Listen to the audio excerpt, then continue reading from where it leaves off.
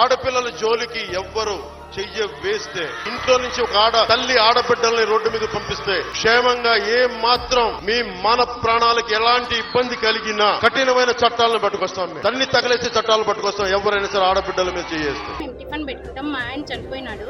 Idli rate అడిగినాడు. 2 ఇడ్లీలు తినేసి, మీరు ఎందుకు ఇంత రేటు పెట్టినారనేసి మళ్ళీ దోశ ఎంత అన్నాడు. దోశ వేసే పెను మీద చేయి కడుక్కొని నన్ను వచ్చి పట్టుకొని కొట్టేసినాడు. అన్న గొంతు పట్టుకున్నాడు, చీర బట్టి లాగేసినాడు, జుట్టు పట్టుకొని కిందికి పెట్టేసి రాత్రి పిల్లలను వచ్చి కొట్టినాడు. ఈ రోజు మళ్ళీ తెల్లవారు వచ్చి 6 గంటలకి 5:30కే వచ్చి మేము బండి పెట్టే చోట వచ్చి బండి పెట్టకూడదు అని చెప్పేసి వాళ్ళు వచ్చి మాట్లాడేసి నన్ను నా పైన దీనికి గుడ్డలే లేకుండా ఉన్నాయి, ఒంటి మీద గుడ్డలు ఉన్నాయి, ఇప్పుడు దీని ఇంత పాట అని చెప్పేసి వేరే అమ్మ వాళ్ళు వచ్చేసి చాలా మంది 100 మంది వచ్చేసినారన్న. వాళ్ళు వచ్చి రేట్ అడిగి కొట్టినాడు. ఆయన ఆడవాళ్ళని కొట్టినాడు. వాళ్ళకి ఇష్టం ఉంటే తినాలా, లేదంటే వెళ్ళిపోవాలి కదన్నా. నాకు నచ్చలేదనేసి వాళ్ళ డబ్బులు కూడా లేదని చెప్పొచ్చు కదా. కొట్టడం ఎందుకు? చూడండి అన్న ఎట్లా తగిలిందో, నాకు పగిలిపోయింది లోపలంతా. ఇది పళ్ళు కూడా ఊగుతాంది. ఇది ఇప్పుడు తెల్లవారింటి కూడా వాళ్ళు రాజకీయం కింద పెట్టుకొని ఇప్పుడు 100 మంది అంటే వచ్చినారన్న.